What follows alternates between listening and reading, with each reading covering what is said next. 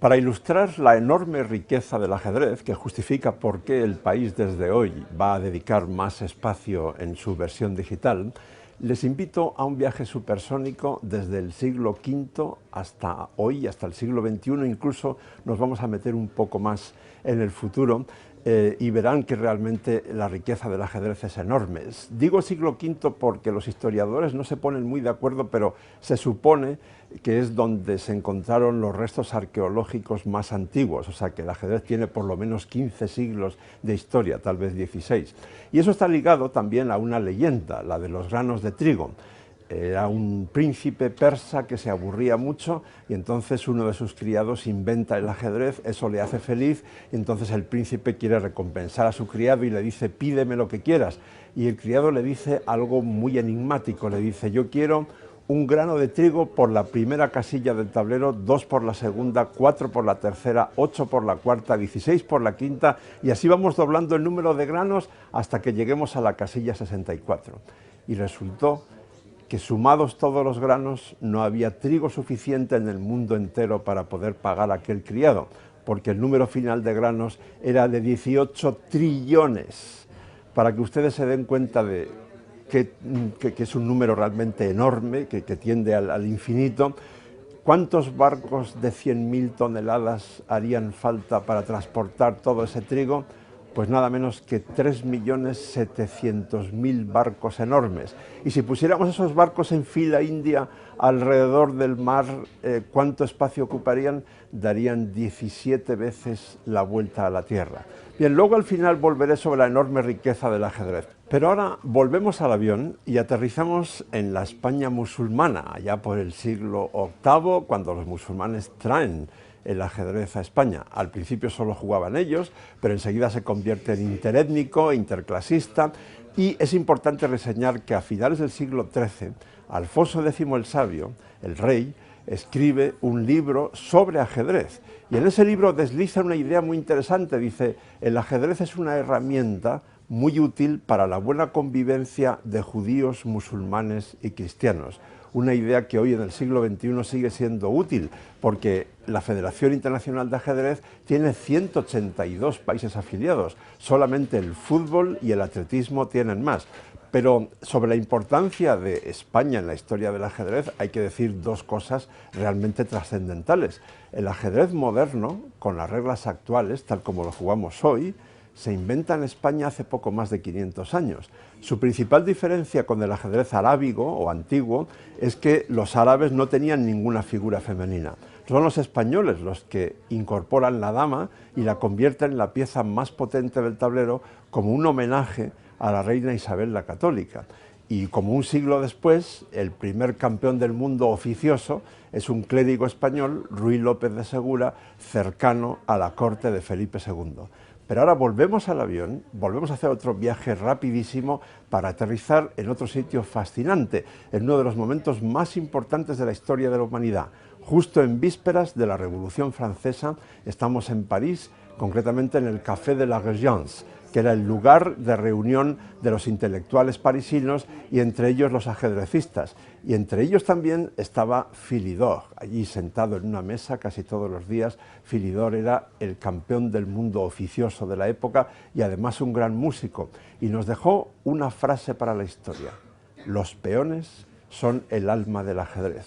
Una frase con mucha sustancia, porque los peones son la pieza menos importante del tablero, pero cuando llegan a la última fila se convierten en la dama, o sea, en la más importante, y además, para poder juzgar una posición desde el punto de vista estratégico, lo que hay que tener en cuenta sobre todo son las estructuras de los peones. Pero es que resulta que Philidor dice eso inmediatamente antes de la Revolución Francesa, cuando los peones de la sociedad van a conseguir más poder. Bien, vamos ahora al avión otra vez, y esta vez para un viaje mucho más largo, porque vamos a aterrizar en el siglo XX, en 1972, en Reykjavik, la capital de Islandia. Allí se sientan Bobby Fischer, un estadounidense rebelde, autodidacta, y Boris Spassky, el campeón del mundo soviético. En la Unión Soviética el ajedrez era una pasión nacional, prácticamente todo el mundo jugaba al ajedrez, Y justo en ese momento, el botón que hubiera dado paso a la guerra nuclear, que hubiera destruido el mundo, estuvo a punto de ser pulsado varias veces. En ese contexto, un soviético y un estadounidense tienen ese duelo simbólico durante varios meses que fue primera página en todos los periódicos del mundo. Al final ganó Fischer, Spassky fue recibido como un traidor en la Unión Soviética y entonces en el gobierno del Kremlin necesitaban alguien que recuperase el honor nacional perdido por Spassky. Tenían dos candidatos, Víctor Korchnoi y Anatoly Karpov. Eligen a Karpov porque Korchnoi era bastante mayor en edad y tenía un perfil, digamos, menos atractivo desde el punto de vista del ideal comunista, pero Korchnoi se enfada, se escapa de la Unión Soviética y después de escaparse se convierte en el candidato al título que Karpov ganó porque Fischer se había retirado del ajedrez. Entonces tenemos ahora, estamos hablando del año 78 y después también del 81, tenemos un duelo entre un traidor, entre comillas, a la patria y un héroe nacional. Bueno, ese fue el duelo más escandaloso de la historia. Ustedes, si son muy aficionados, recordarán anécdotas como la guerra de los yogures, la guerra de los parapsicólogos. En fin, desde el punto de vista deportivo fue emocionantísimo. Al final ganó Karpov por muy poco, ganando la última partida. Volvió a ganarle en el 81 y entonces Karpov pensaba que su vida ya iba a ser muy tranquila, ya podía vivir de rentas, pero no sabía que a unos 3.000 kilómetros al sureste de Moscú, en Bakú, la capital de lo que hoy es Azerbaiyán, estaba creciendo un niño llamado Gary Kasparov, que le iba a hacer la vida imposible. La rivalidad entre Karpov y Kasparov es la mayor en la historia de todos los deportes, no solo en ajedrez. Más de 500 horas frente a frente a lo largo de 6 años, miles de horas más pensando el uno en el otro de forma obsesiva, presiones tremendas desde el punto de vista económico y político, porque Karpov era el héroe nacional del gobierno comunista del Kremlin, pero Kasparov era el símbolo de la perestroika, de la renovación de Gorbachov. De modo que eso explica porque cuando yo mismo tuve el honor de ser el locutor de la retransmisión en directo que hizo Televisión Española de la última partida del duelo Karpov-Kasparov en Sevilla 1987, llegamos a tener 13 millones de espectadores, solo en España, algo que ahora, en los últimos años, pues es imposible de conseguir, salvo cuando España ganó la Copa del Mundo de Fútbol o cuando el Barça ganó la Copa de Europa. Bueno, esa fue quizá la época más dorada del ajedrez en el mundo, pero no por ello lo que ha venido después ha sido menos interesante. Por ejemplo, ¿qué me dicen de las hermanas Polgar?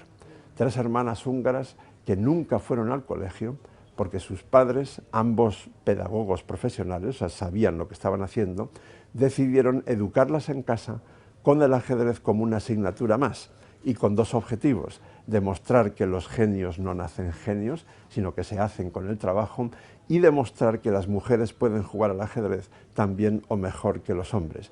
Consiguieron plenamente los 2 objetivos, esas 3 mujeres revolucionaron el ajedrez y la pequeña Judith Polgar es la única mujer en la historia que ha estado entre los 10 mejores del mundo. ¿Quién es el campeón del mundo actual? Magnus Carlsen, un noruego que realmente es un genio. Los periodistas solemos abusar un poco de la palabra genio, pero fíjense, a los 5 años, Magnus se sabía de memoria los habitantes, la superficie y las capitales de todos los países del mundo. Hasta dónde llegará el reinado de Magnus Carlsen no lo sabemos, pero si nos internamos un poco en el futuro del ajedrez, entonces tenemos que volver a hablar de riqueza, porque les hago una pregunta. ¿Saben ustedes por qué no hay ni una sola computadora en el mundo, ni las supercomputadoras de la NASA, que pueda jugar perfectamente al ajedrez? Han ganado ya al campeón del mundo, pero no juegan perfectamente, y en cambio hace años que juegan perfectamente a las damas, al backgammon, al 3 en raya, al ajedrez no. La razón es que el número de partidas distintas que pueden jugarse en un tablero de ajedrez es mayor que el de átomos en el universo entero conocido. El número de átomos es un 1 seguido de 80 ceros, el número de partidas es un 1 seguido de 123 ceros. ¿Se acuerdan de la leyenda de los granos de trigo? Todavía no habíamos puesto las piezas en el tablero, hablábamos del tablero vacío. Ahora, con las piezas dentro, imagínense si el ajedrez es rico, no solo el juego en sí mismo, sino la cultura, la historia, los personajes fascinantes que tiene. De todo esto vamos a hablar y a escribir en elpaís.com a partir de hoy. Gracias.